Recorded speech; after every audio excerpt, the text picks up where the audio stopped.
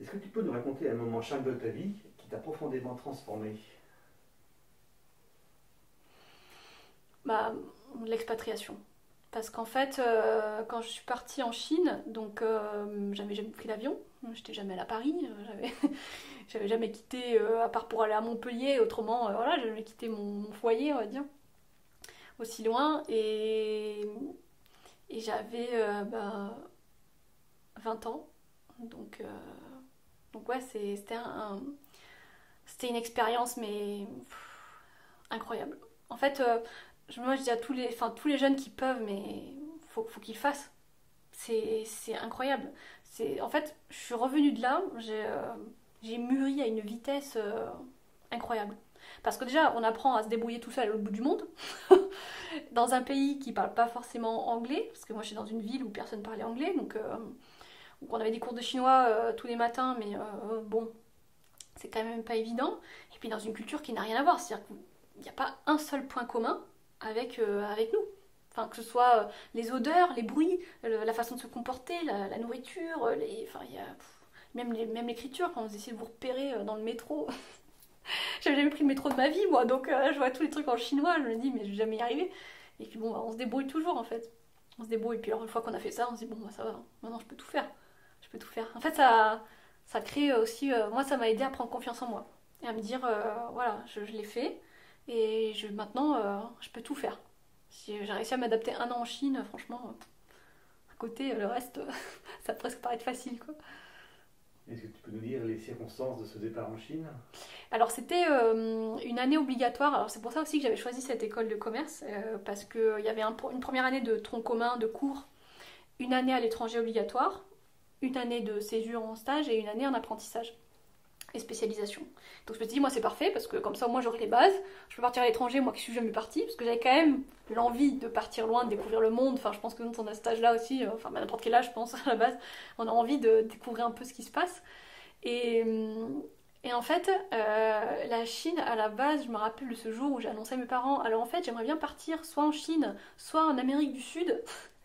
Et là, mes parents qui me disent, et sinon l'Europe? Là, je me dis, non, mais tant qu'à partir un an, autant faire un truc, mais extraordinaire. Je me dis, bon, l'Europe, j'aurai l'occasion d'y aller une semaine en vacances. Enfin, genre là, la Chine, vous pourrez y vivre, autant faire un bon gros choc culturel. Moi, c'est ce que je recherchais en fait, le choc culturel. Et, et en fait, comme ma meilleure amie, donc Mirana, ne parlait pas espagnol, elle parlait allemand. Et donc en fait, l'Amérique du Sud, c'était que des cours en espagnol, donc, alors qu'en Chine, c'était des cours en anglais. Donc j'ai dit, je préfère partir avec toi en Chine que partir seule en Amérique du Sud. Donc on est partis toutes les deux du coup. Et puis après, donc on avait un appartement là-bas avec 3 chambres. Donc moi j'ai dit, je connais quelqu'un si tu veux, un mec sympa que j'ai connu à l'école. Qui je pense va te plaire et tout, il est sympa, on pourrait lui proposer de venir en coloc avec nous. Et bah, résultat, 10 ans après, c'est le père de son fils, quoi. Voilà. Donc vous étiez donc hébergé, c'était par l'université, j'imagine. Non, on avait trouvé des appartements par le biais d'anciens étudiants en fait qui avaient déjà ces appartements. Et alors là, on avait. Alors c'était un 120 mètres carrés, on payait 200 € par mois, je crois, un truc comme ça. Et dans une résidence sécurisée et tout, enfin bref. Donc voilà, par contre, je me rappellerai toujours de ce moment, c'était ma première semaine, on venait d'arriver. Donc on arrive, la propriétaire qui vient nous voir et nous dit, bon, moi je veux le loyer de l'année en cash d'ici une semaine. Sinon je vous mets dehors. Sauf que bah, on avait donc Mirana qui n'avait pas encore son crédit étudiant, donc on n'était que deux à pouvoir payer. Et en fait, nos cartes bleues étaient plafonnées pour le retrait de liquide. Donc j'avais appelé la banque qui pouvait pas en disant oui, je peux pas déplafonner, etc. Bref, et finalement, c'était le pote de mes parents qui travaillait dans la banque qui avait dit non, mais si c'est possible, j'appelle ton banquier, etc. Enfin, ça c'était tout à distance. Et je me suis dit, mais on était, je crois, à un jour près à se faire virer dehors parce qu'on n'avait pas le liquide nécessaire, quoi. Enfin, c'était. Et là, je me suis dit, ouais, ça commence. On avait mis un mois avant d'avoir internet dans l'appartement. Enfin, en fait, tout est compliqué. Enfin, quand on n'est pas dans son pays, et qu'en plus en Chine, il parle pas anglais, etc. Mais alors là, c'était. Tout était compliqué, tout prenait des proportions. On est resté un mois sans électricité, enfin sans lumière dans la cuisine. Parce qu'en fait, c'était une ampoule un peu particulière qu'il fallait changer, qu'on trouvait nulle part. mais voilà, tout prend des proportions. On rentre en France après, tout paraît tellement simple. On se dit, mais c'est... Ouais. Donc oui, c'est tous les jours des experts. En fait, tous les jours, chaque jour est une aventure. C'est... Ouais. Et la rencontre avec la culture chinoise, avec les Chinois. Alors ça a été un peu violent au début, enfin violent. Moi j'étais plus en mode comme une gosse qui a envie de découvrir un peu tout, quoi. Donc voilà, mais quand on y vit au bout de 1 an, il y en a beaucoup qui ont un peu craqué parce qu'on est arrivé en août. Il y en a qui ont commencé un peu à craquer à Noël, donc ils sont rentrés alors qu'ils ne devaient pas rentrer. Parce que c'est vrai que c'est tellement différent. Il y a beaucoup de monde déjà, beaucoup, beaucoup, beaucoup de monde. C'est très bruyant, les Chinois parlent très fort. Et donc rien que ça, en fait, ça demande une énergie qu'on a, enfin, on se rend pas forcément compte, à part peut-être à Paris, mais moi je suis rentrée chez mon père, j'ai l'impression que les rues étaient vides. Je me suis dit, mais il n'y a personne en fait en France. Par rapport à là-bas, c'est... Voilà. Et ils n'ont pas forcément la même façon de voir les relations. Moi, une fois, j'étais à l'université, il y a un Chinois qui se pose à côté de moi et qui me dit, oui, bonjour, est-ce que tu veux être mon ami? Je dis, bah écoute, on va d'abord faire connaissance peut-être avant.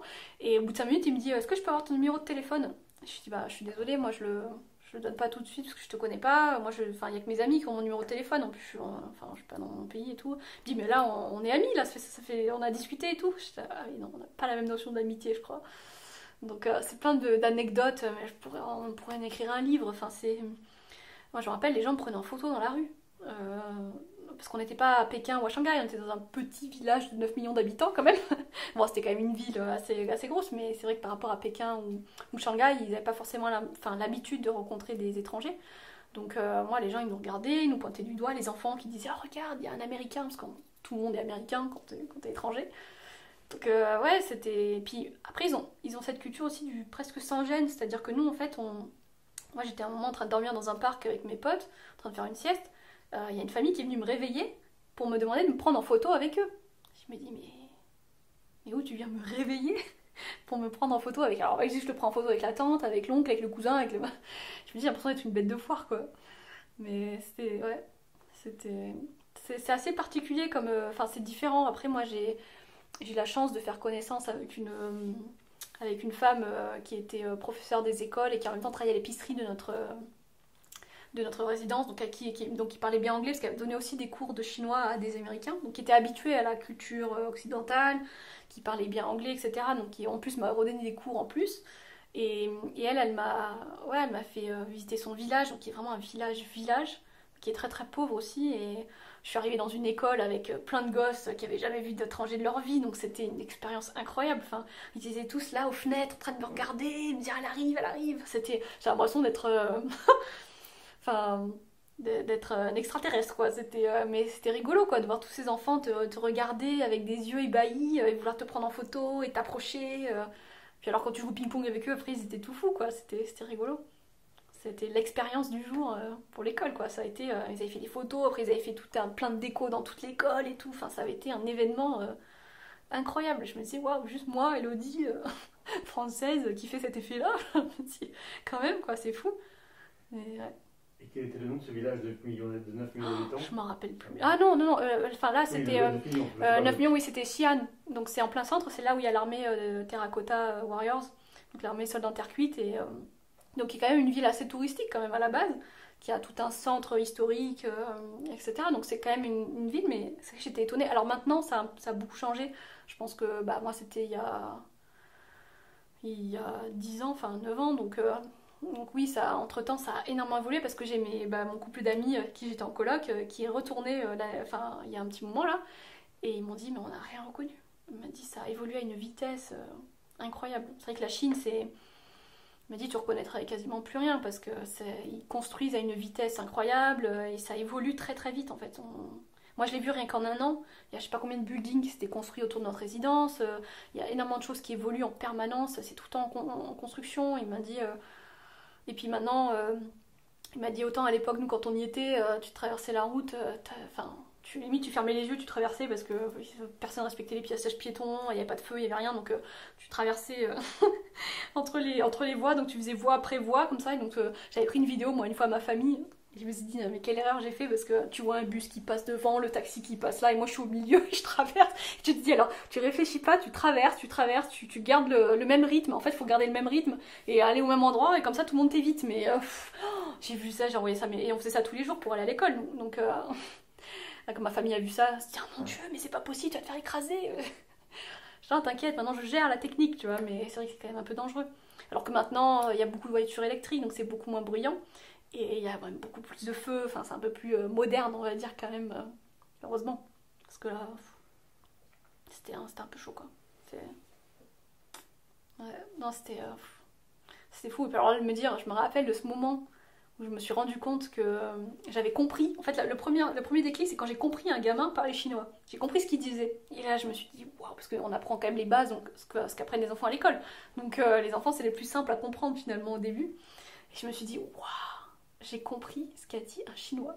Je me suis dit, mais là, et après, le lendemain, parce qu'on avait une adresse, mais on était obligé de le mettre sur un petit carton, parce qu'en fait, comme c'est très compliqué de prononcer le chinois, il y a 4 intonations pour un seul mot, avec 4 intonations différentes, pour vouloir dire 4 choses différentes. Donc voilà.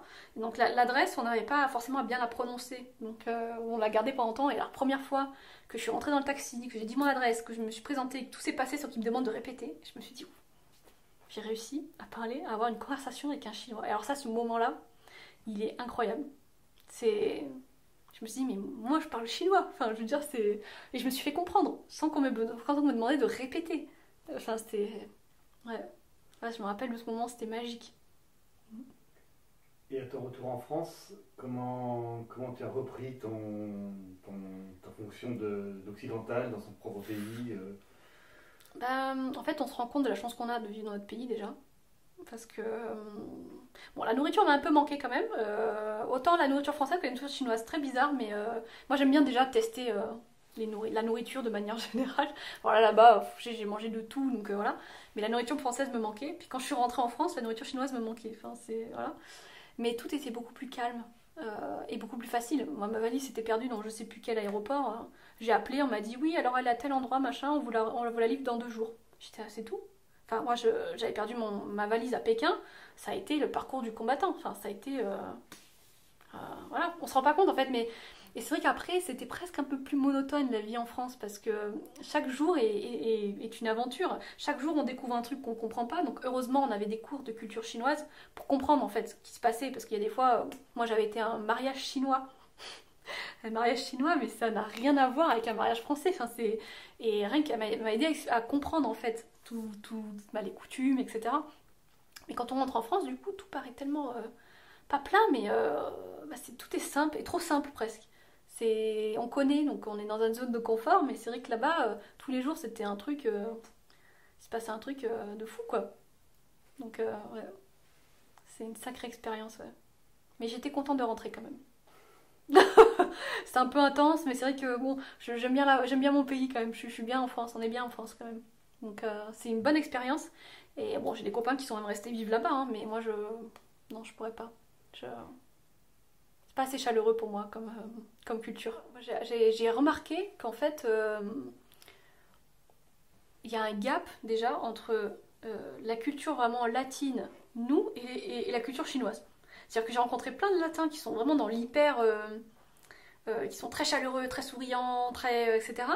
Et les Chinois derrière qui ont vraiment, qui ont vraiment une distance. Enfin, je saurais pas comment expliquer ça, mais euh, qui n'ont pas du tout la même façon d'interagir enfin même entre eux. C'est-à-dire que dans la famille, il y a beaucoup de pudeur et dans les relations amicales, dans tout ça, nous des fois ça va être beaucoup plus naturel d'entamer une conversation, etc.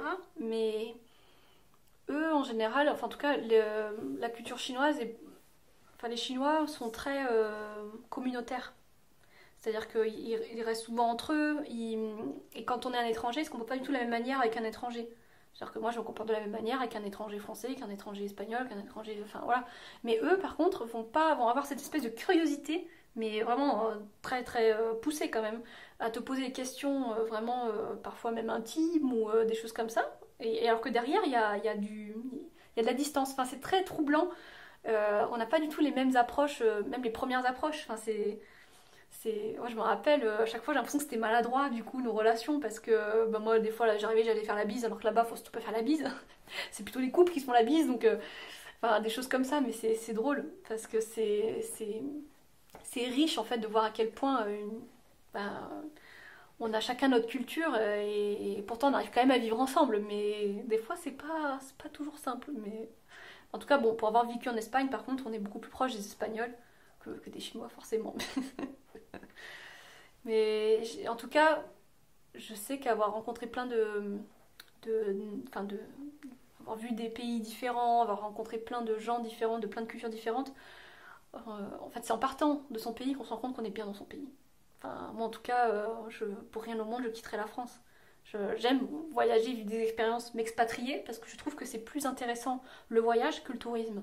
C'est-à-dire que pour moi, je vois vraiment que c'est deux choses différentes. C'est-à-dire que pour moi, le tourisme, on y va, on voit des paysages, etc. On mange la nourriture locale. Le voyage, on vit avec les gens. Moi, c'est ce que je recherchais en Espagne. C'est pour ça que je vivais chez l'habitant à chaque fois. C'est que moi, je voulais rencontrer, vivre à l'espagnol.